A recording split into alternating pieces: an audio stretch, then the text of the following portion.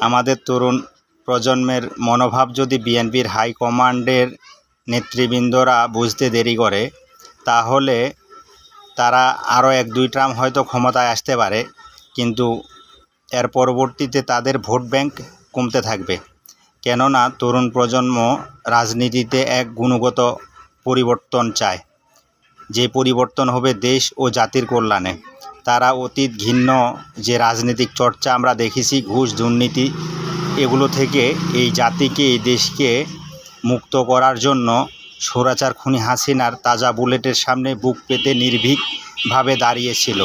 জীবনের মায়াকে বিসর্জন দিয়ে নিশ্চিতভাবে বলতে পারি, কোনো এক দুর্নীতিবাজ, স্বৈরাচার অথবা জুলুমবাজ কোনো সরকার এর জন্য নয়। আগামীতে তারা সত্যিকার জনকল্যাণমুখী এক সরকারের প্রত্যাশা করে। এটা বিএনপির হাইকমান্ডকে বুঝতে হবে। দ্রুত